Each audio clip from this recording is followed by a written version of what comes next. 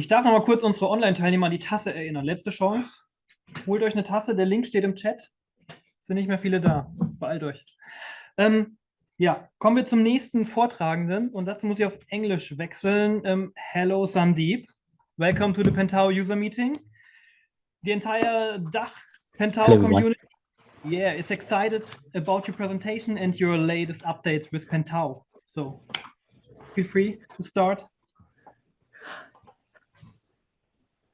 Let me just quickly share my screen. Thank you so much for that introduction, Philip. Let me share my screen quickly. Can you guys see it? Yes, we can see it. Okay, cool. And then am I coming across clearly? Yes. Yes, thank you so much. Cool. And once again, thank you, Philip, for this opportunity to share, what we are thinking here at Pentaho in terms of the future roadmap, what we want to bring to the market, and giving us an opportunity to share that with the audience here. Right. I just wanted to set the context that while we are sharing a roadmap here, right, this is also an opportunity for the audience to not just see the roadmap, but also help us shape it, right? So if you have any feedback, right, we are open to any discussions. And Yannick is also there in person. So if you want to share any feedback with him later, please feel free to do so, or share it directly with me. Either way works, right? So jumping in, or before that, Philip, anything that you wanted to? Was there anything else that needed to be covered before we sort of jumped into this? You can start. Okay, cool. All right. Covered. All right. Awesome. So just a typical safe harbor statement before we show any roadmaps. Right, key thing to note here, while we are sharing some tentative dates here, and then this is the sort of current intended product direction. Right? There may be circumstances that may make us change the direction here or change the dates here. It could be based on your feedback, based on other customers' feedback. So the plans and dates shown here are tentative, and just wanted to sort of set that expectation before we jump in. So jumping in, here's the agenda for today. Right, we will start off by sort of laying out what our roadmap priorities are, what Pentaho's roadmap priorities are in terms of what are the areas we want to cover over the next couple of releases. Then a quick recap of what we have sort of delivered since the last long-term release, since 9.3. Right, what have we delivered 9.4 to 10.1? Just a quick recap of those things, and then we will jump into the individual roadmaps, right, for data integration and business analytics. What does that look like for the coming LTS release, and what does it look like beyond that? Okay. And finally, we'll take a quick couple of minutes to just give an overview of the overall platform, not just PDI and business analytics, but also as we address areas adjacent to data integration and business analytics, right? What are the other components of our platform that we are bringing to market? And just a quick overview of that, right? Because our intent is to address broader data needs, right? Adjacent to data integration and business analytics. So what does that overall platform look like? And then we'll wrap it up with a quick Q&A. And please feel free to add your questions to the chat as we go through this presentation, and we can definitely take this towards the end of the presentation. So jumping into the roadmap priorities, right? And these roadmap priorities are sort of based on discussions with customers such as yourself, partners, and analysts, and also our internal stakeholders, right? Sales, pre-sales, our customer success folks, our services folks, right? So it's sort of based on input from a variety of stakeholders, right? Most importantly, customers. And what we have heard is, in terms of what we need to focus on in our roadmap, are number one is ease of use and the user experience that the entire product delivers, right? while a lot of users are used to how PDI works, what the experience with PDI is, that is getting a little dated. It is especially more so on the BA side of things. Again, somewhat dated user experience, and we have heard it from a number of customers that, hey, we need to refresh the user experience, right? And by user experience, I just don't mean uh, just the UI or what have you, but the flow of how users sort of use the product and perform the actions that they perform to get to a certain outcome, right? There are parts of the product that are really clunky and parts of the product that take users an unnecessarily long time to sort of accomplish their tasks, right? So the ease of use and user experience priority is sort of has been highlighted by a number of customers, and that's why it's on our roadmap. And for each of these, we'll get into the details as we go further in the presentation, but I just wanted to highlight the priorities at a high level. Right. The next one is, of course, performance and scalability, fairly self-explanatory, right? Both from a PDI and BA perspective, BA server perspective, right?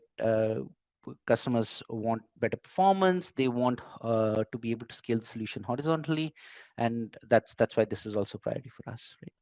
Perhaps pieces that are not as obvious would be around application and data observability, right? We have heard from customers that Pentaho has, in terms of monitoring the ETL jobs, in terms of monitoring report execution, right? There needs to be additional tooling. There needs to be additional functionality in the product for customers to be able to do that effectively, right? Which jobs are running? How are they running? How long are they taking? How much data is being moved, right? What is the volume of the data being moved, right? Is this job running, per our expectations, or is it too slow? Right? Is this report running per our expectations, or is it slow? Is it running on schedule, and so on and so forth, right?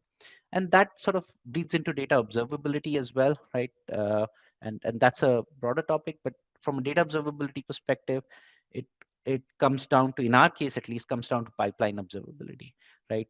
Are we seeing any schema drift in the pipeline, right? In our ETL pipeline, what's the volume of data that's going through our pipeline? Has that changed? What's the lineage of the data that's landing in my target systems, right? Based on this ETL pipeline, what does the lineage of that data look like?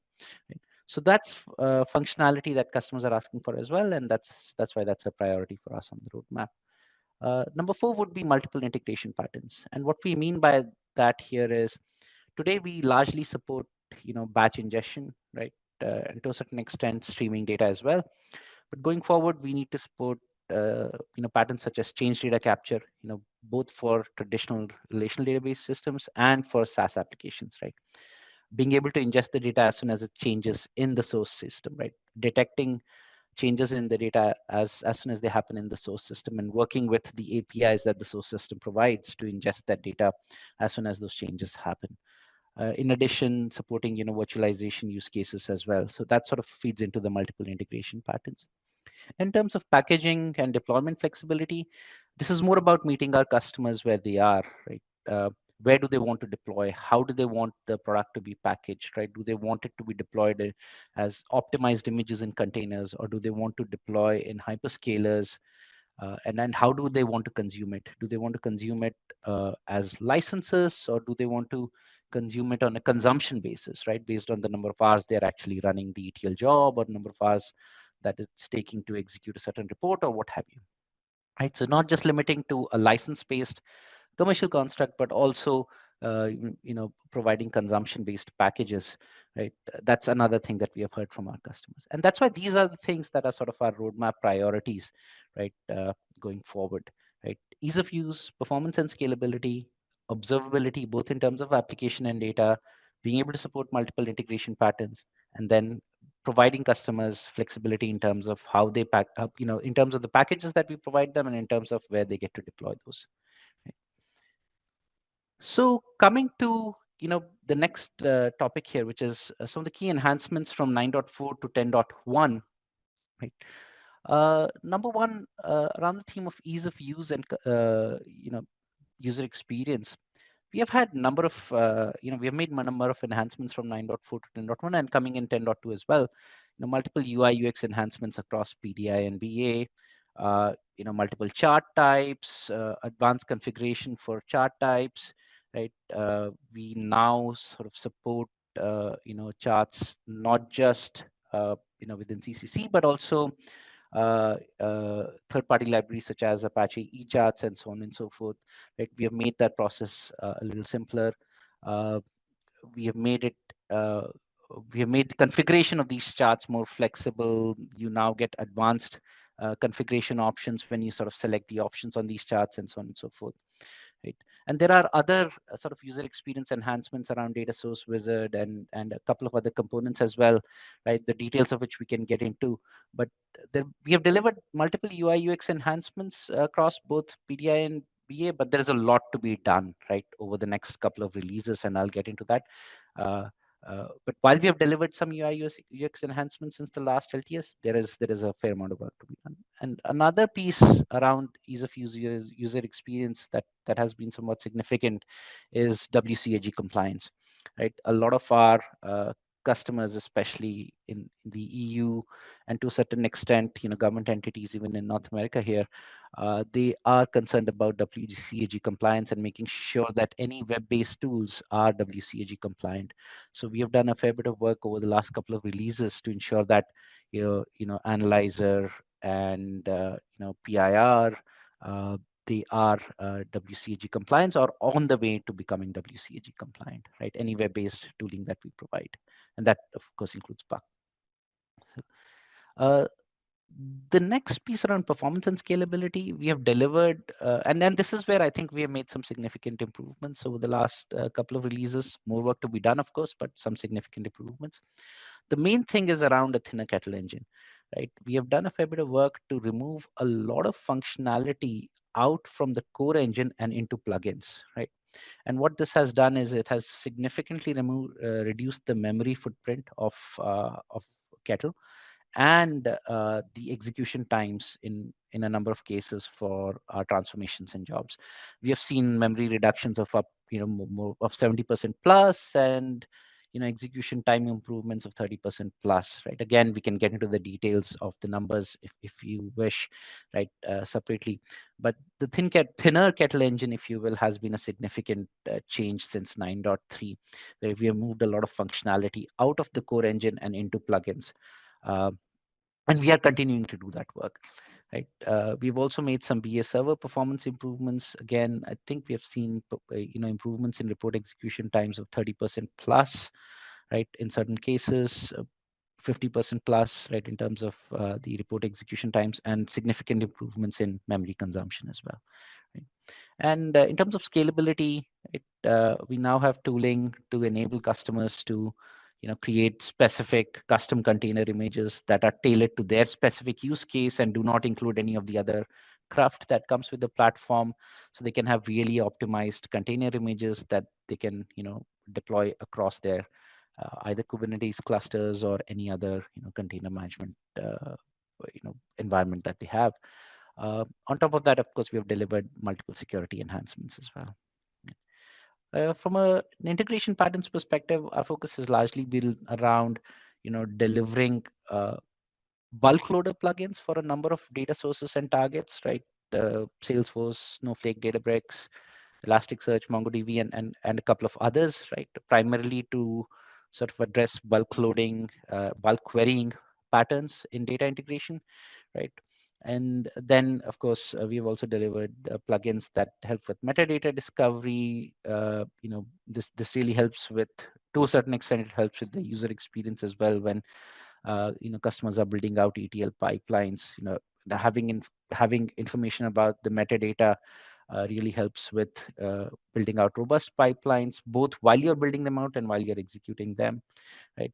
Being able to use that metadata from the source systems is really helpful in sort of constructing robust pipelines. In addition, we have also started, we have introduced new data types that make dealing with hierarchical data, be it JSON or XML, a lot easier than it used to be. And we also have support for VFS metastores to address, cloud deployment scenarios, where your metastore can reside in any any location that has a VFS adapter for it. Right. So these are some of the changes that we have, key enhancements that we've made over the last couple of releases for this sort of theme. Right.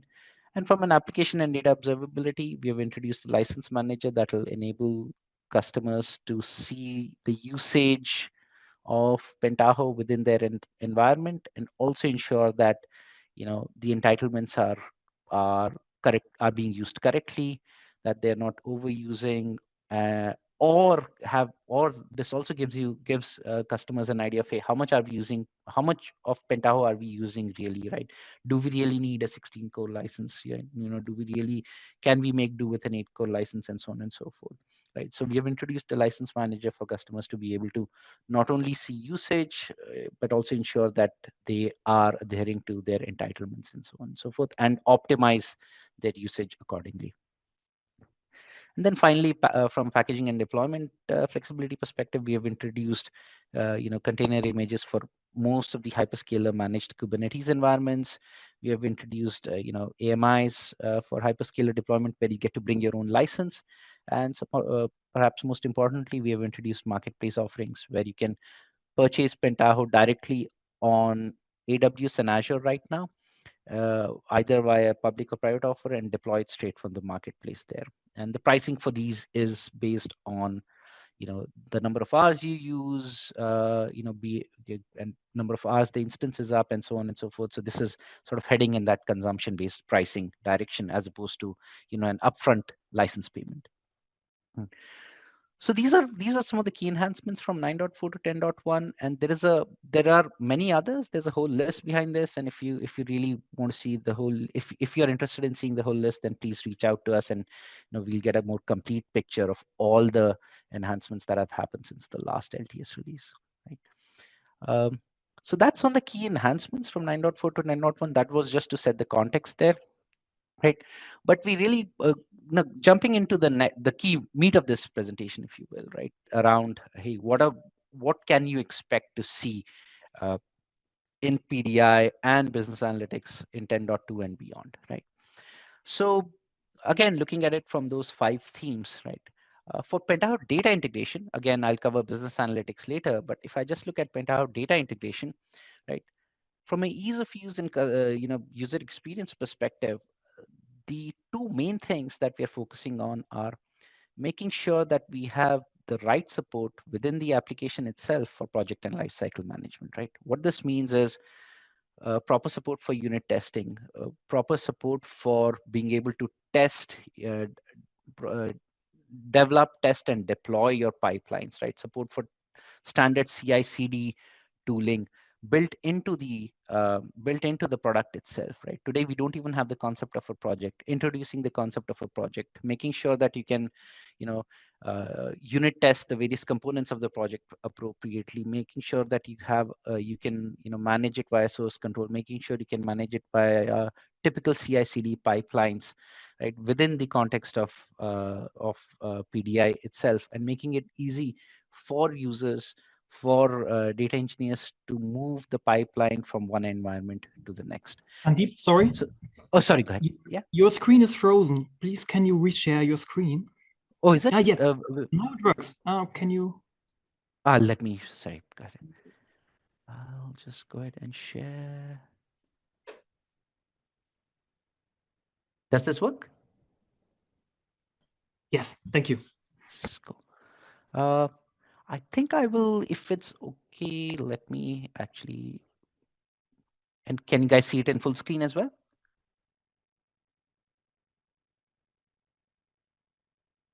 Can you guys see it still?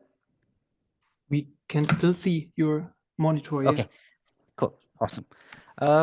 So coming to the ease of use, user experience piece, number 1, project and lifecycle management, as I went through, right? I mean, we understand sort of we have been behind the ball on this, right? Making sure that data engineers have a good experience using the product, making sure that our users have a complete understanding of, hey, how is this? How are my pipelines being tested? How are my pipelines being deployed? Making it easy for them to do those tasks. That's part of our project and lifecycle management piece. The next is around Spoon Web UI, right? Today, Spoon is, of course, a thick desktop client. There have been attempts in the past to sort of move it to web-based UI.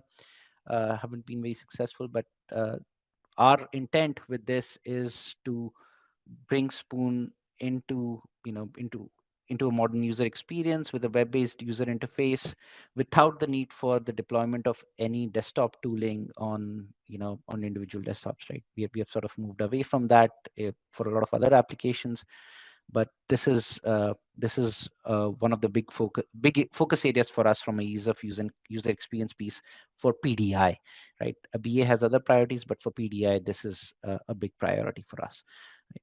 Uh, from a performance and scalability perspective, we will continue to uh, optimize the Kettle engine, right? Continue to remove functionality that is not core to Kettle into plugins, so that users have the option of, using a particular plugin or not using a particular plugin and having a very optimized core engine, right? We will be introducing tooling for horizontal scaling. A lot of you may already be using Tray, but we will be sort of formalizing that tooling within the core product itself, so that within PDI itself, so that there is better tooling for you to horizontally scale. Use cart servers in a horizontally scaled manner via Tray, and manage horizontal scaling that way. The other piece is around push-down processing. This will be our AEL replacement, right? Since the last LTS, we haven't really focused on AEL that much, but we are hearing from customers that push-down processing, in general, is an important topic for them, right? And this would be our sort of replacement for what used to be AEL, right? And this will be a more generic solution than specifically being tied to Spark or what have you, right? And we will be supporting push-down processing, not just with traditional execution engines, but also with the native database systems as well. So we will be supporting push-down processing, where processing can be pushed down to the database system, as opposed to, in the past, we have largely pushed it down to be it a Spark engine or something else. But here we will also be introducing push-down processing, that where queries can be pushed down to database engines, and the transformations can be executed within the database engines themselves, as opposed to within the Kettle engine.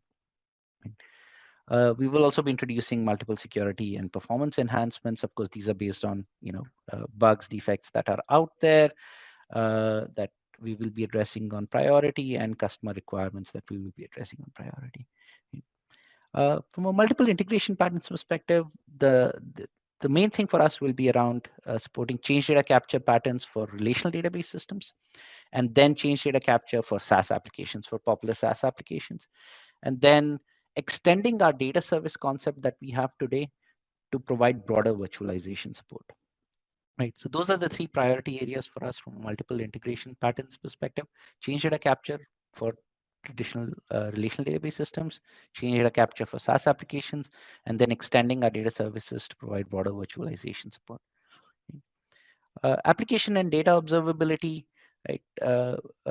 It comes down to, from an application observability perspective, being able to monitor jobs on a real-time basis with history, so that you can see how jobs have been performing over time. Are we running into any challenges with job execution or transformation execution, right? And being able to diagnose those issues, or identify those issues in the first place, and then, of course, diagnose those issues.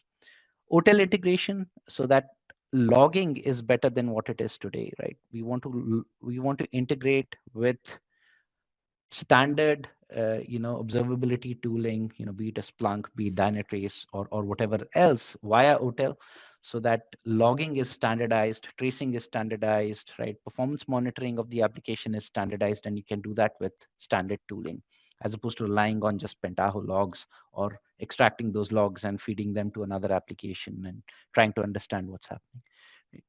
And then part of this is also integration with our broader ecosystem of data catalog and data quality to support broader pipeline observability, right? Are we seeing any schema drift? What's the data volume that's going through our ETL pipeline? Has that changed, right? What is the quality of data that's going through our ETL pipeline? Are we seeing any quality issues after any steps in the pipeline, right? what is the lineage of the data that is landing in my target system, right? So all of these sort of become part of our application and data observability feature. And then finally, packaging and deployment, right? We will have additional enterprise edition options to meet customer requirements, right? We will be unbundling some of the features that you see here so that there are better price points, right? And customers can choose, can select a package that really meets their needs and at a relevant price point. And then, of course, continue to extend, our container and hyperscaler deployments. We will be introducing the PDI and business analytics in GCP marketplace as well over the next release or so, dates TBD. And that sort of completes our marketplace offering across all the hyperscalers. Okay. In terms of timelines, just a quick time check there. In terms of timelines, August, we will have our 10.2 LTS release. The main thing in August will be the web interface of the web interface for Spoon. We will beta that, right? Project and lifecycle management, again, we will sort of release that under beta. Thin kettle improvements as well for big data execution will also be beta. And for beta features, you will have to engage with us to see, if you can be a Lighthouse customer. If you want to be a Lighthouse customer, how do we engage with you, and then sort of enable you to test drive those features. Things that will actually be part of the 10.2 GA release: we will have JDK 17 support, we'll have vanilla Hadoop support, real-time job monitoring will be part of 10.2 release with history server, and of course we will have the license manager for entitlement management. And come 10.3, we will have the beta features that you see in under the 10.2 column there, right? They will all GA in 10.3, right? And with 10.3, we will continue to build on the various themes, especially making sure. Oh, sorry, go ahead. Sorry, please. You're frozen. Oh, is it? It's frozen. Yeah, now we see the right Yeah, slide. so I'll just stay in the off in this non-full screen mode. I'll just stay in this mode then. It looks like there seems to be a challenge with the full screen mode. Apologies for that. But coming to 10.3, JDK 21 support, we will have, we will introduce change data capture for RDBMSs. We will extend our project and lifecycle management feature to include Git integration, unit testing, and integration with popular CI/CD pipelines. We will also have PDC integration. PDC is Pentaho Data Catalog. We will have integration with that to support data observability use cases, right? Lineage, schema drifts, and so on, right? Those will also all become part of 10.3.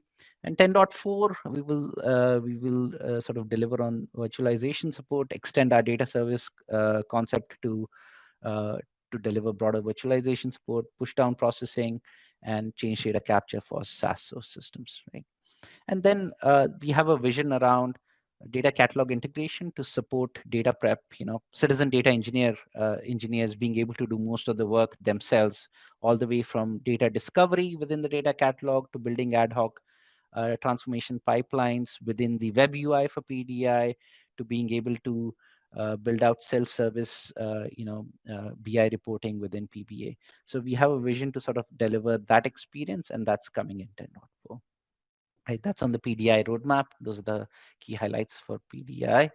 And moving on to business analytics, right? The biggest piece here will be a pretty big redesign of all the major BA components. In fact, if you were to take anything from this presentation, I would say this is the biggest piece, right?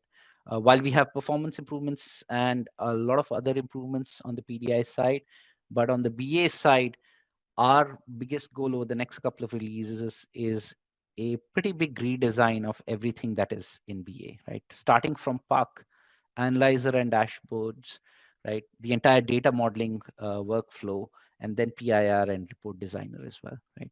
So, and I'll quickly share sort of initial mock-ups, that initial sort of screenshots, if you will, towards the end of this presentation. But we are working on a complete redesign of Spark of the user console, complete redesign of Analyzer and Dashboard Designer, but still being able to use them. I mean, of course, still ensuring compatibility with prior versions where we can, right? So there's a pretty big refresh coming there, and the entire data modeling workflow, right, including schema workbench, metadata editor, the data source wizards, and the data source editors within Spark. All of those are being consolidated to have a unified user experience across all data modeling needs, right? So to sort of redesign that entire data modeling workflow, and I'll give you a flavor for what that means. And then, of course, making sure that we refresh PIR and report designer as well, right? So that would be, I would say, the biggest piece here, if you guys were to take anything away from here. And then performance and scalability, of course, we will sort of refocus on Montian enhancements. There are customers have sort of highlighted challenges with Montian in terms of scalability, in terms of how queries are translated, and so on and so forth. So we'll be focusing on that. We will have support for other OLAP engines, and we will be sort of redesigning the entire permissions and roles piece across BA, right? Multiple integration patterns, of course, like I said, support for other OLAP engines and analytical DBs such as DuckDB, could be other OLAP engines or what have you, right? Change data capture, sort of having that aspect within business analytics as well. And so that you have more refreshed reports, right? And then virtualization support, what that means is sort of carrying the data services concept on to BA as well, and being able to report against virtualized views within BA, which we can do to a certain extent today, but a better user experience when you're doing that going forward, right? And from an application and data observability, it comes down to we want to see real-time report monitoring, real-time schedule monitoring, OTel integration, which should be similar to what we offer in PDI, so that you have better visibility into logs, traces, events as the application is running. And then, of course, integration with data catalog to support data discovery, right? When a business user logs in, they should be able to discover the data on their own, and then from there should be guided analytics to help them create the reports and everything that they need, right? Reports and analytics that they need. So more self-service with guided, data discovery and guided analytics, right? We want to support that type of a user experience as well, and that requires integration with our data catalog offering. And then from a packaging and deployment perspective, we will unbundle BA from the entire platform offering. So a couple of releases down the road, you should be able to purchase BA separately without having to purchase PDI, right? Today, we just have a platform offering. If you want BA, we will unbundle BA. This is a lot of customers have asked us for this. And then, of course, we will continue to support container and hyperscaler deployments, right? From a timeline perspective, 10.2, there will be some analyzer user experience enhancements around additional chart types. There will be performance improvements with PIR, PRD. There are a number of scheduler enhancements coming in that will really improve the experience for administrators, as they sort of manage those schedules. JDK 17 support, of course, and the big pieces being betas of the redesign of our user experience across all of BA, right? Spark, Analyzer, Dashboard Designer, and sort of combining all of our data flow or data modeling workflow, right? All the way from schema workbench, metadata editor, data source wizard, all of those sort of being unified under a single web-based user experience, right? And by 10.3, we expect to GA those features, and then continue to work on the other sort of features highlighted here around redesigned permissions and roles, OTel-based observability, and then unbundling BA. And then by 10.4, we expect to have Montian enhancements with better push-down processing, support for other analytical databases, for example, DuckDB, or there could be other OLAP options, other analytical database options, without having to have Montian in between, right? And then data catalog integration for, to enable data source discovery by end users and also sort of help them through guided analytics, right? So these are sort of the main things across, these are the main features, functionality, themes that we will be delivering across both PDI and BA over the next couple of releases. Before sort of, I know we are sort of coming towards the Q&A part of it, but before going into that, we just wanted to give you a quick preview of the business analytics, user experience refresh, right? So the first thing here is Puck, right? And maybe I will try and see if I can make this full screen. I've just made it full screen. Is it still visible to folks there?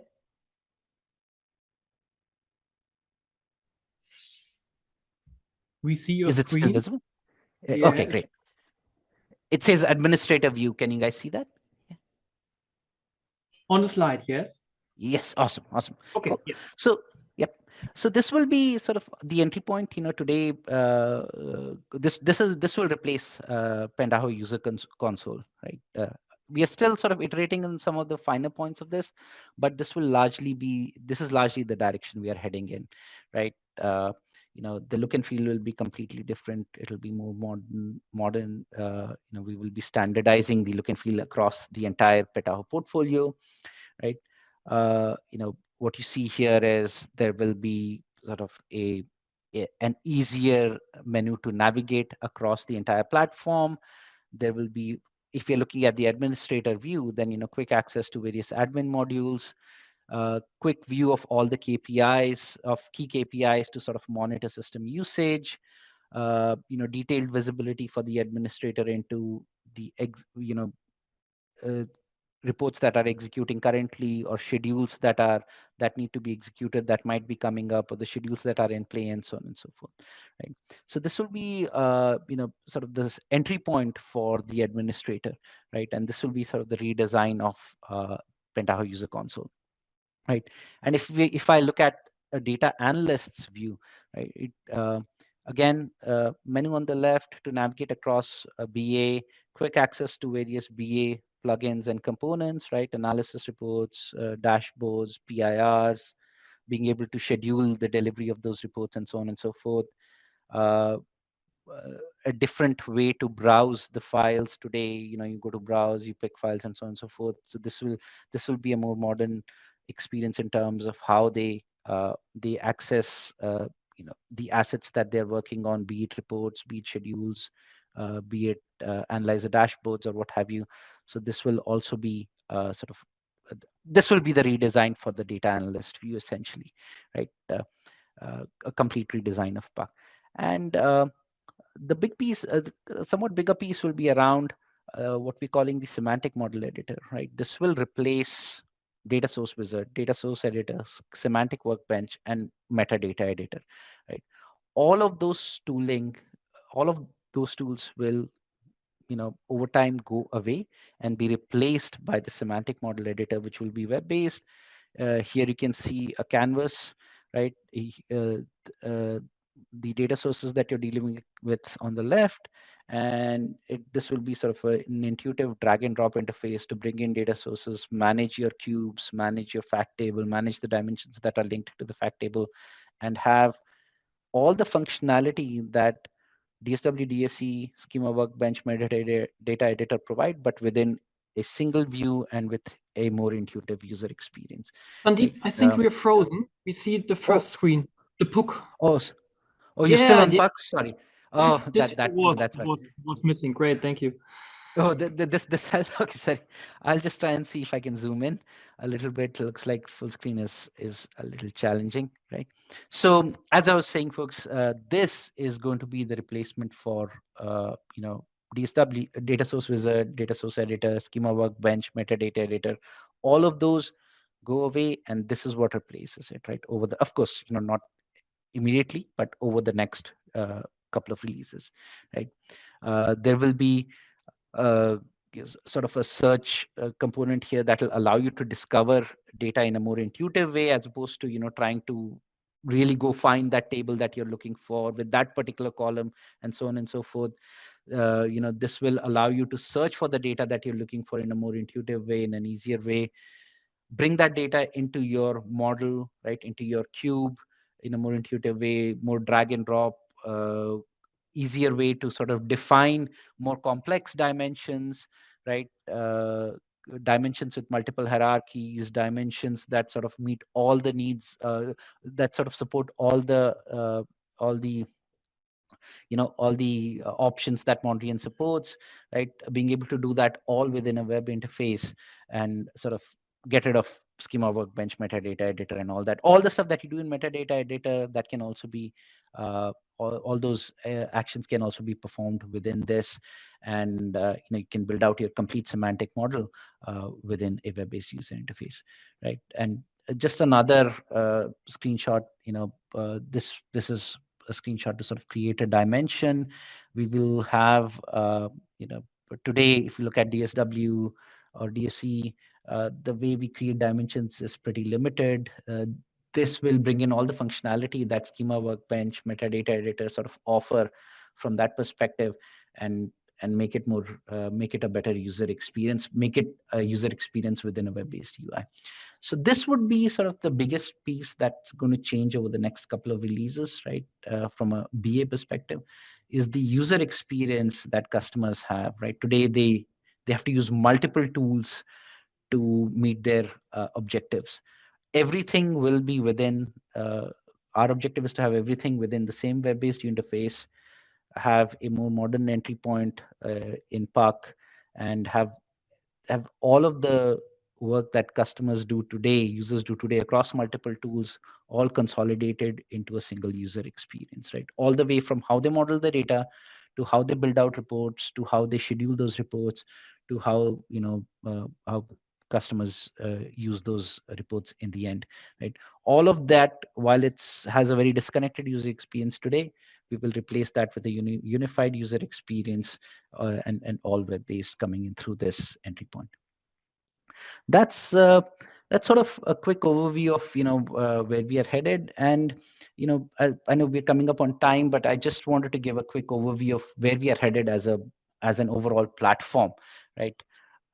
If you look at this is where we are today, right? Pentaho Data Integration and Business Analytics. But we are expanding with offerings that are adjacent to data integration and business analytics with data catalog, right? With Pentaho Data Catalog and Pentaho Data Optimizer.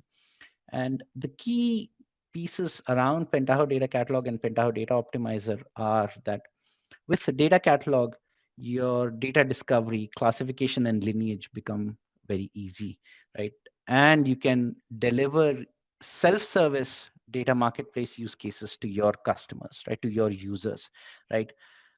Yes, self-service analytics is one aspect of it, but even discovering the data that users need to build out those reports, right? That in itself can be pretty challenging for customers, right? So data catalog sort of makes that simpler, makes that self-service. And data catalog also ensures that you will have faith in the reports, in the data that the ETL is producing, that data integration is bringing together, and that your reports are using, right? Our data catalog will ensure that you have faith in the data behind those reports by ensuring that lineage is captured appropriately, that you detect any schema drift across the pipeline or across your reports, right? All those key features that enable you to have trust in the data, that'll come from data catalog. And data storage optimizer, of course, is more around optimizing the usage of your data, of where you store it, where you bring it in from, and so on and so forth. And this is more of a FinOps play. But I would say for this audience, right, as we go from data integration and business analytics, the big piece, the next big piece of functionality that will be coming in will be around data catalogs to support that self-service use case in a better way, right? And not just have self-service limited to BI analytics, right? But extend that self-service to, hey, where do I find the data to build out those reports, right? Do I have trust in this data, right? Answering those type of questions, right? That becomes part of the data catalog functionality, right? Quick next steps, or actually, I'll take a quick pause there. I know I've used up a lot of time, but are there any, we can take a quick pause here and see if there are any questions that we can address here, and sort of then cover the next steps. Yeah, thank you, Sandeep, for all the information. We have one question in the chat.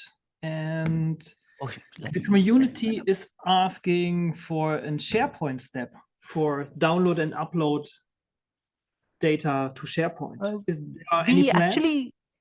actually we already have a SharePoint step. I mean, I'll get the details to the community, but we already have a SharePoint step. So, this is generally available through our support portal, but I'll get the details and sort of get this over to you guys. Yeah. Great, thank you. Cool. Any other questions? I don't think so for now. Oh, yeah, we have two questions. Awesome. Sandeep, one moment. Please.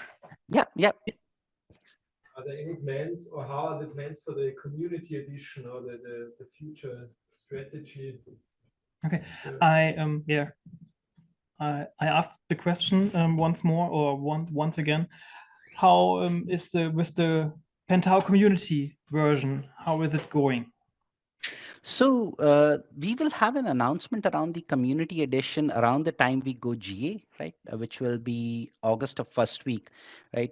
We are sort of finalizing some details internally on, what we want community edition to look like going forward, right? And how that plays with the rest of our portfolio, right? One thing I can say right now is that we are not going away from community edition, right? You will have community edition in perhaps in a slightly tweaked form, and the announcement will come in August.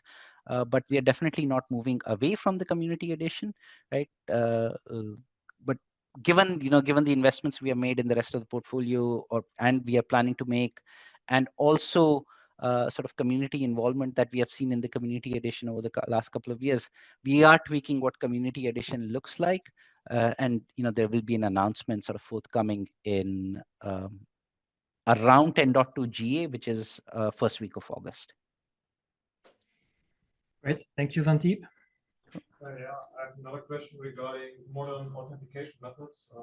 Okay, we are currently on version 8.3, which is quite old.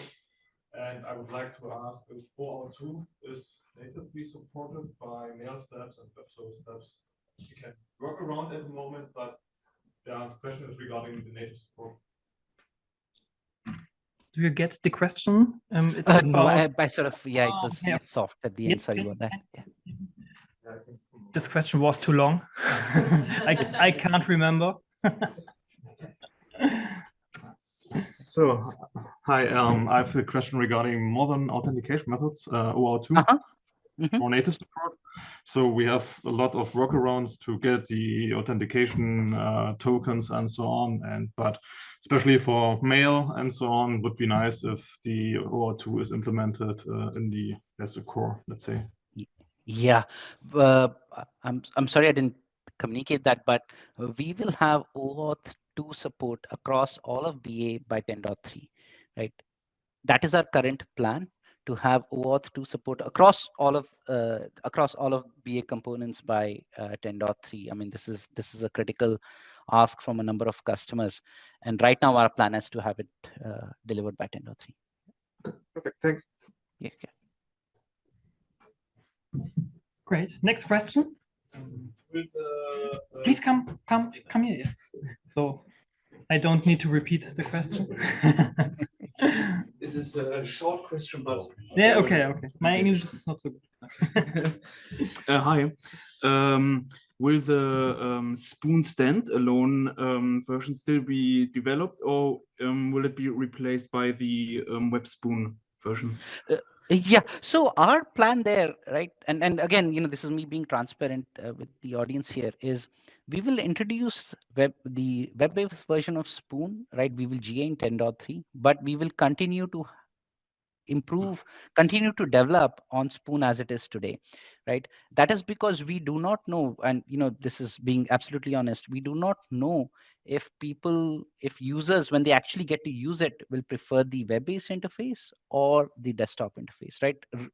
When it's really being used by a large number of users, right? So we will wait for at least 2 to 3 releases before we take any decision on discontinuing the Spoon Thick client or continuing with the web-based UI, right? It will be based on what we see with users, right? And how they use the product.